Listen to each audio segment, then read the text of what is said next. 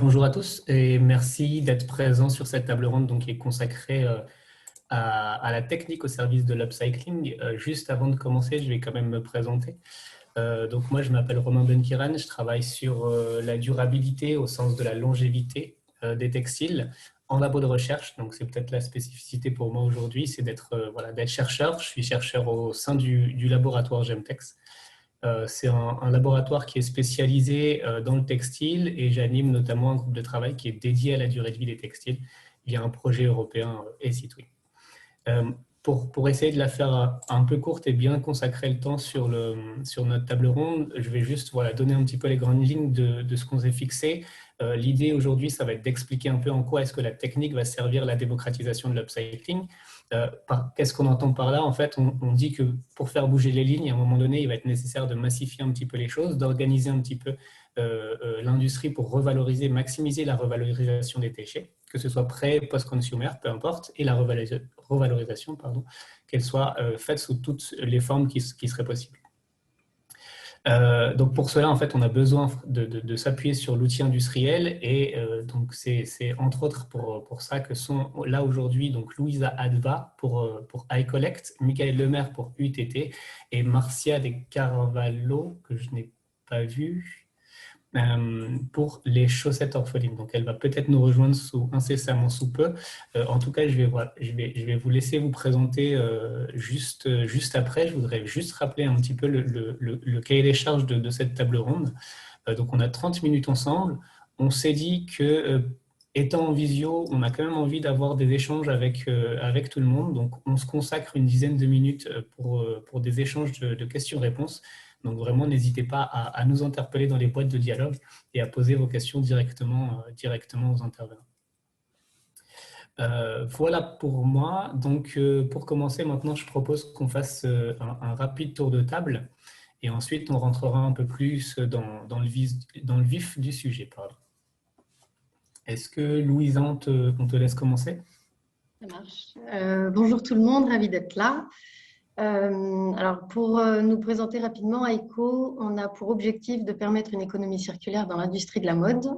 Et pour ça, on s'est attaqué à ce qui pour nous est le commencement. C'est la collecte des textiles et chaussures usagés.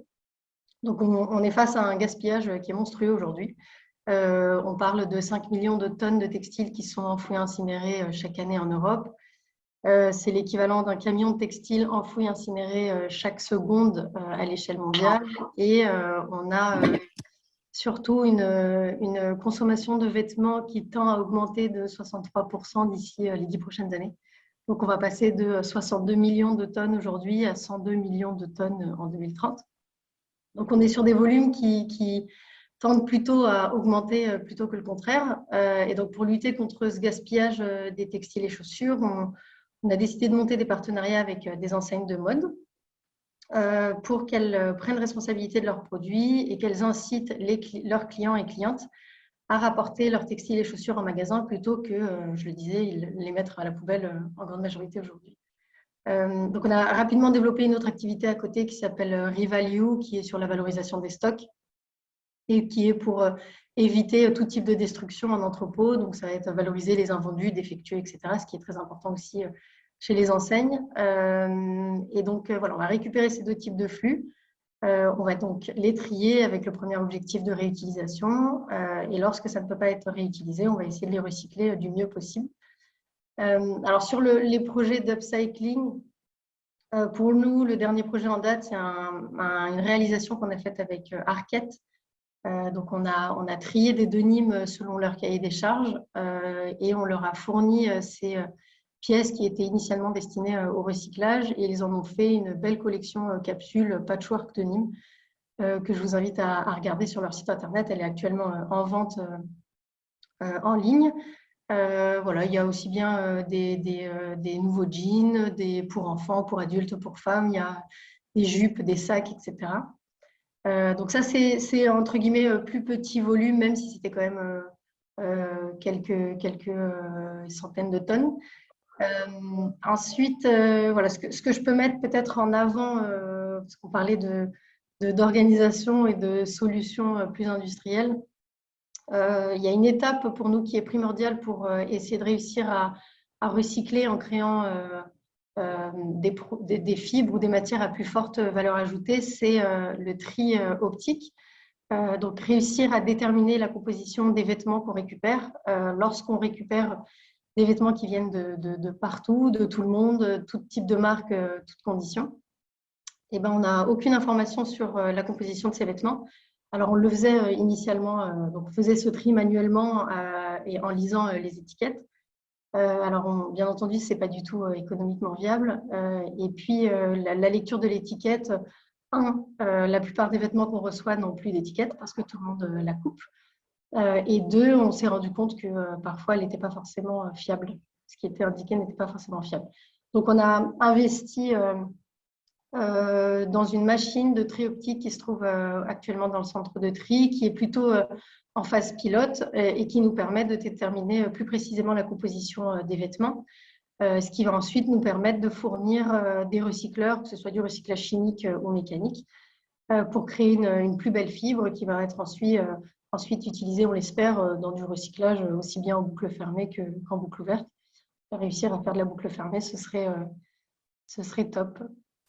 Voilà, on recycle aussi pas mal, enfin on essaie de recycler la chaussure, mais là je crois qu'on fait plus un focus textile. Et puis voilà pour la présentation. Je vais laisser peut-être Mickaël prendre la suite. Merci, Marcia. Ou Marcia. Louisa, pardon. Non, en fait, l'ordre avec Mickaël est très intéressant parce qu'on part de la collecte vers le produit fini. Donc, c'est vraiment un ordre qui me semble avoir du sens. Donc, si Mickaël, Ouais. tu veux bien poursuivre, c'est parfait. Oui, bien sûr. Bonjour, donc Mickaël Lemaire, donc je travaille chez UTT, donc on est filateur teinturier dans le nord de la France et donc nous justement par rapport à la suite, parce qu'a été présenté Louisa, notre objectif c'est justement d'avoir ces matières qui vont être triées et qui vont être réutilisables derrière en filature pour refaire derrière des vêtements. Donc repartir de vêtements pour en refaire des vêtements et donc on travaille sur comment on peut y arriver et derrière grâce aussi à la teinture, on va pouvoir faire de la création et voir pour refaire des produits avec de la création possible sur ces fils recyclés. Donc, nous, notre idée, c'est de voir comment on peut, quels sont les gisements qui peuvent être récupérés, dans quel type de composition, voir comment on peut les refaire pour répondre à la demande de nos clients, puisqu'on travaille aussi bien avec les marques qu'avec les clients fabricants, donc les tricoteurs et tisseurs, pour pouvoir leur proposer les produits et voir ce qui peut être fait derrière. Et actuellement, on travaille sur des projets de R&D, un projet qui s'appelle Carfil, pour voir quel gisement, et on travaille ça avec le relais et l'IFTH, qui est ce projet soutenu par eFashion, et on travaille pour voir quel type de vêtements peuvent être récupérés, comment les retravailler au mieux pour faire un fil de bonne qualité derrière, pour être revendu et repartir sur une boucle derrière pour refaire des vêtements à partir de ressources qui sont disponibles sur le territoire en étant local et donner du sens au fait aux produits et aux consommateurs sur les vêtements qui vont être fabriqués à partir de ça. Donc, voilà pour faire un peu une description rapide. Merci. Donc, bonjour à tous. Merci pour l'invitation à participer à cette table ronde. Et je travaille pour une entreprise qui s'appelle La Maïétique, qui a une marque qui s'appelle Chaussettes Orphelines, et aussi pour l'association Chaussettes Solidaires. Tous ces petits mondes travaillent ensemble. Et donc, notre travail, c'est de créer ce cercle vertueux qui va du produit en fin de vie au nouveau produit. Donc, nous organisons des collectes dans des collectivités, dans des entreprises et aussi dans des enseignes. Et avec notre savoir-faire, c'est d'aller de A à Z, de la collecte au tri, à la transformation et au produit fini. Plus récemment, on a fait une collaboration très intéressante avec la CAMIF, pour qui on a fait ensuite une collecte de chaussettes. Et donc là, c'était de transformer tous ces produits en plaid, en coussin. Voilà, c'est une jolie collection que vous pourrez regarder dans nos réseaux, aussi bien de la CAMIF que celui des chaussettes orphelines.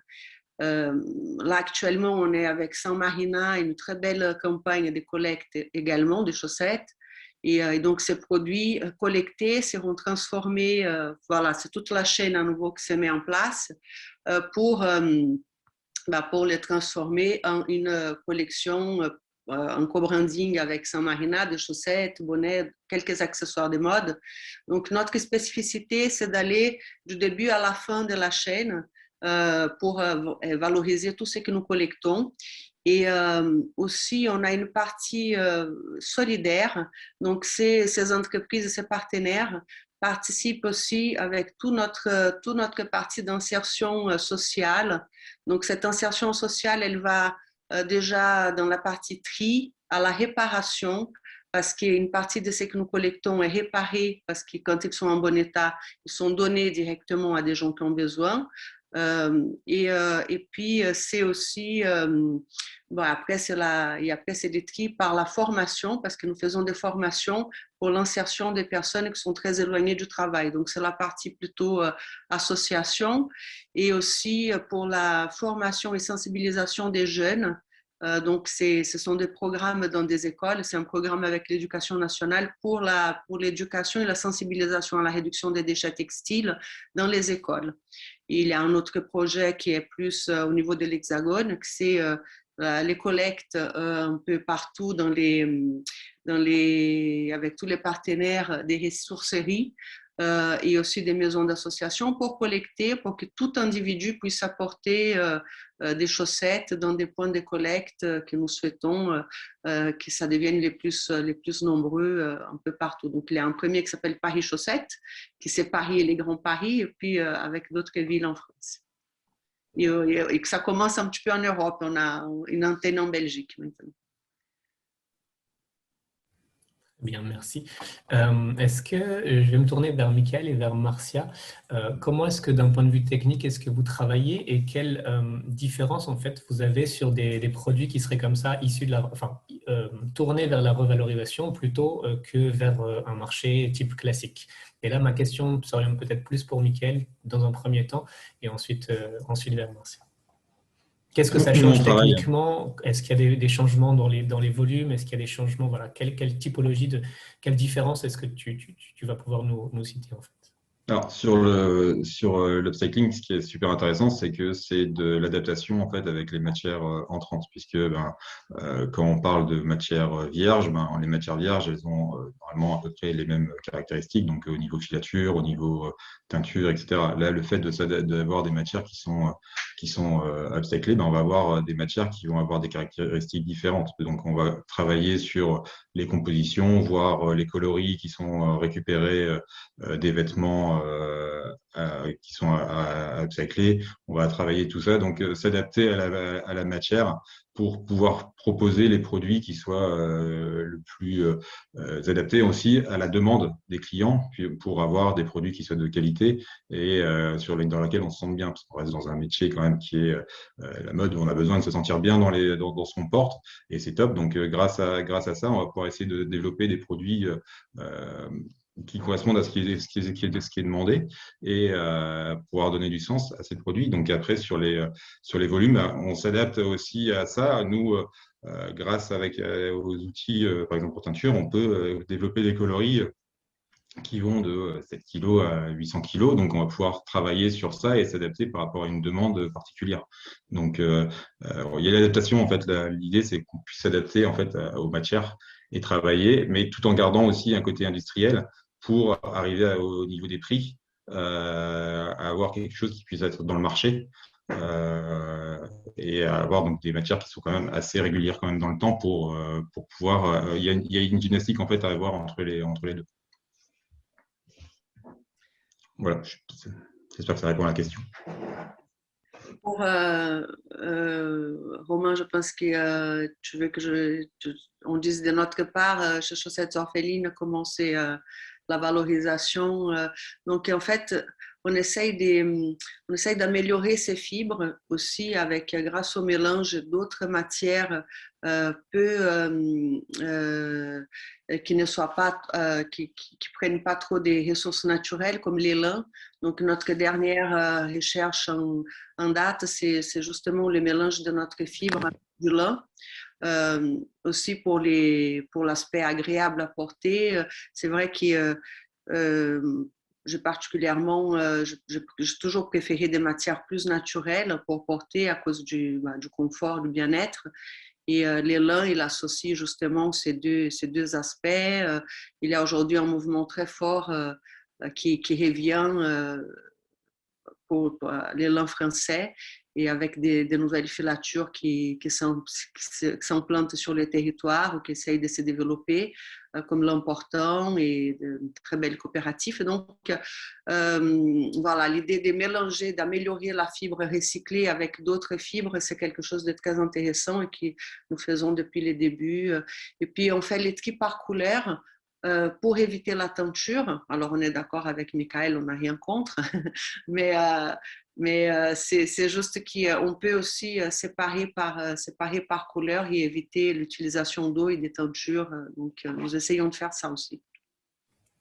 Je vais réagir tout de suite par rapport à ce que disait Michael, par rapport à correspondre à la demande et par rapport à ce que tu dis là maintenant sur le fait de réutiliser la couleur du matériau d'entrée.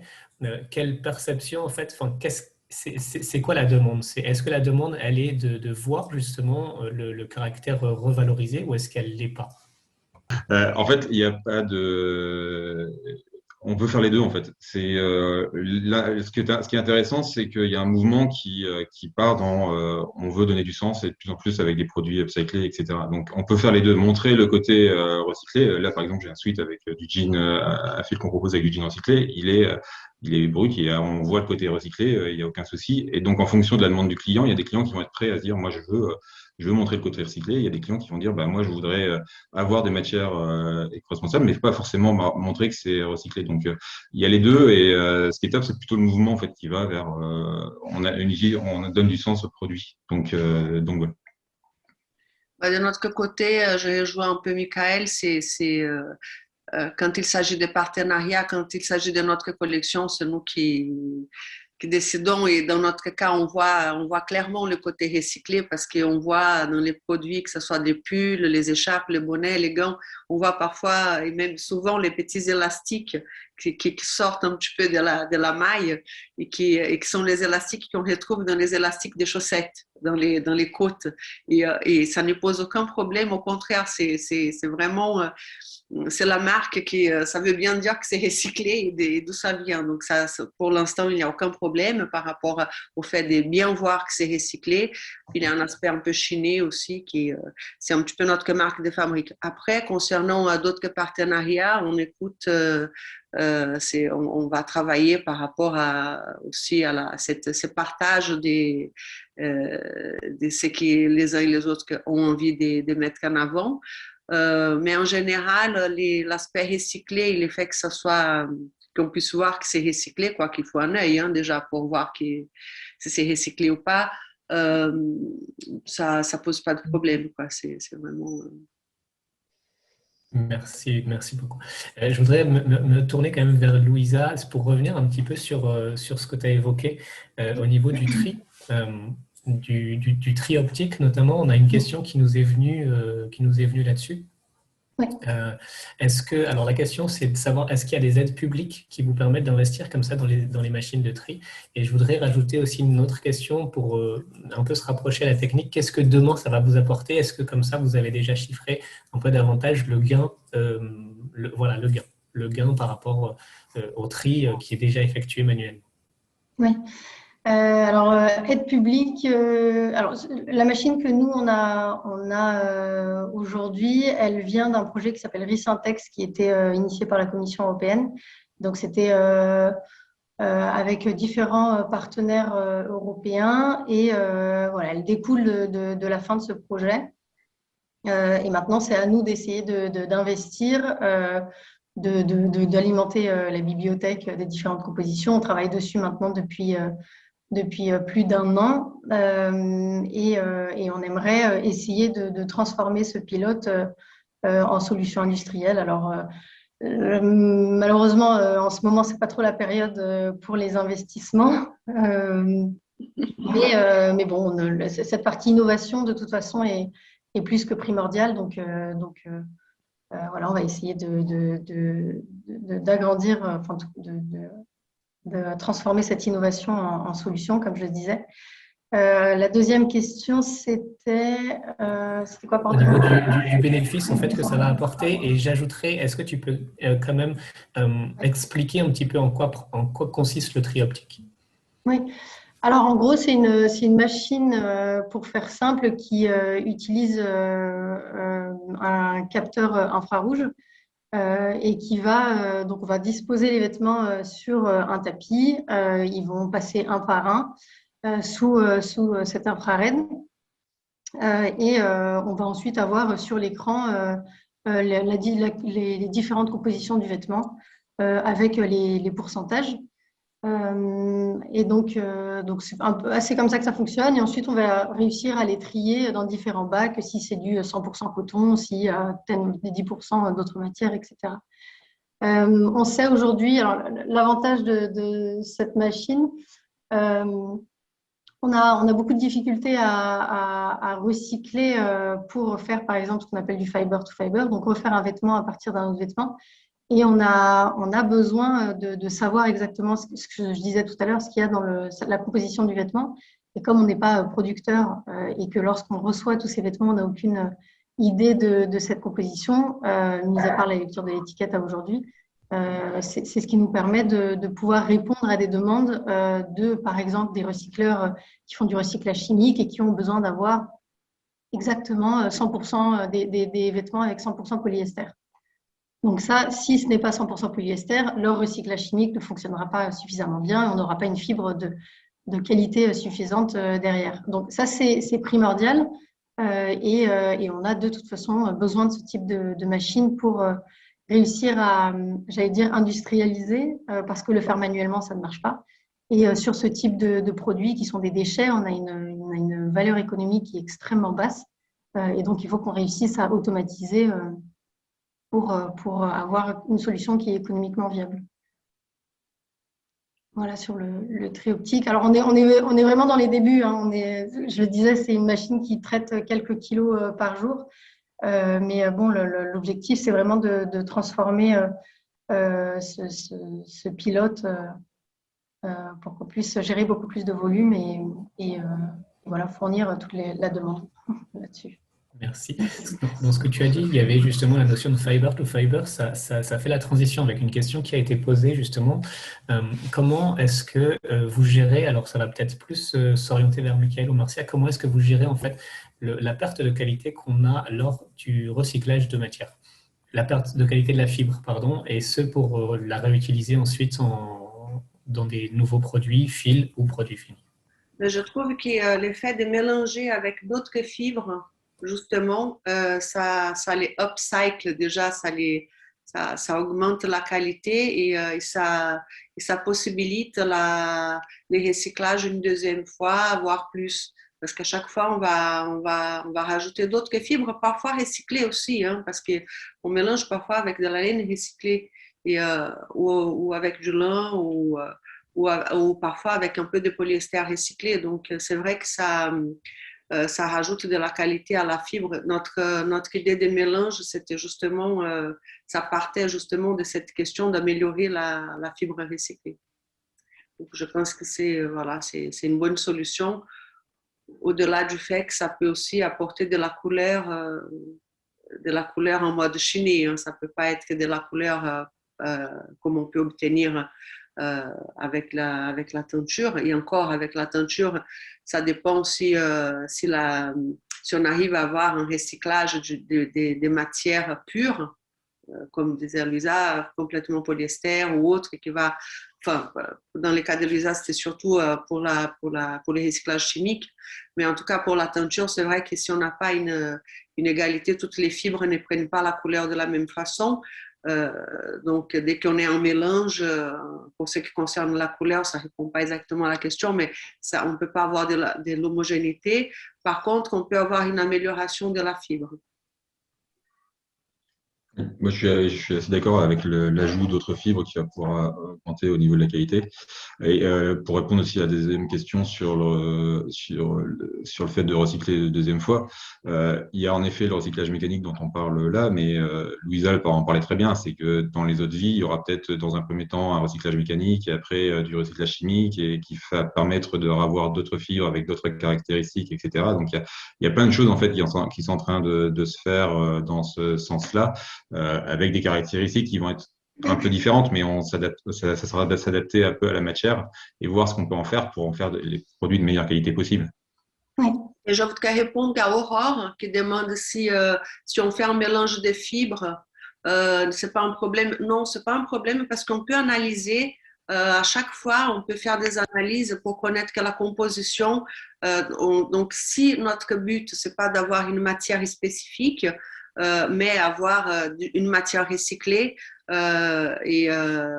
avec l'analyse, on peut savoir ce qu'il y a dans la tonne que nous avons recyclée et rajouter après une matière dont nous connaissons la composition. Et là, on aura une composition très claire de la matière recyclée. Donc, ce n'est pas un problème pour recycler une prochaine fois. Ouais.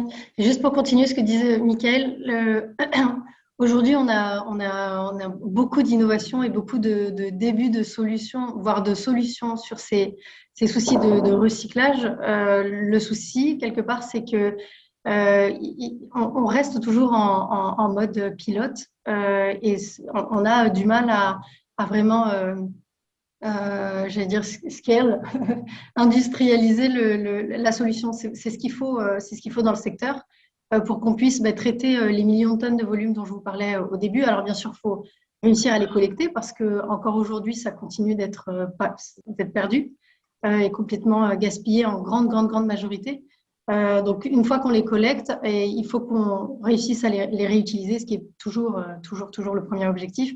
Mais derrière, voilà, encore le mot à mettre en avant, c'est industrialiser ces solutions qui sont déjà là partout en Europe. Et qui permettront derrière de vraiment faire bouger les choses et réellement mettre en place cette économie circulaire. J'aimerais répondre aussi par rapport à la démocratisation, oui. La question des... Est-ce que j'arrive à baisser la question d'Amélie, voilà, la question d'Amélie. Moi, je pense qu'au-delà de la partie industrialisation, c'est ce que nous pouvons proposer puisque, comme disait Louisa, la technique, elle est là. Donc, aujourd'hui, on peut proposer à ceux qui veulent recycler les recyclages, puisque nous savons aujourd'hui comment faire. Mais je crois aussi aux initiatives des créateurs, des jeunes créateurs. Je pense que toute personne créative qui décide d'upcycler ses vêtements, je pense qu'il y a aussi une partie qui pourrait être très intéressante pour les jeunes marques, pour les créateurs, voilà, d'utiliser les upcycling en mode non recyclé, mais upcyclé, transformation du vêtement.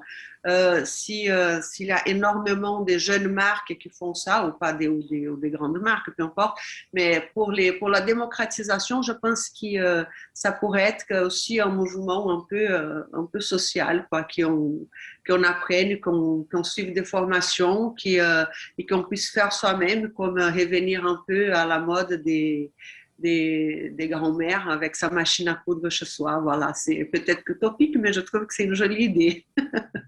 Merci, Marcia. Il y avait une question à laquelle je voulais revenir, qui était destinée à Michael, pardon. C'était sur la certification. Est-ce que tu as des certifications comme ça ou est-ce que tu en vises, du moins, pour valoriser les matières?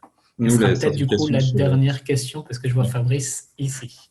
Sur les certifications, oui, on en a pour le recycler, c'est GRS, donc qui est le plus connu, je pense, pour tout ce qui est recyclé, qui va faire justement la traçabilité sur les matières de la ressource normalement jusqu'au produit final. Donc, on a regardé les différentes certifications qui existaient et on a trouvé que c'était celui qui avait le plus de sens puisqu'il parle de la matière, mais aussi des produits qui sont mis sur la matière au fur et à mesure des traitements. Très bien, voilà. Merci. Merci à tous les trois en tout cas.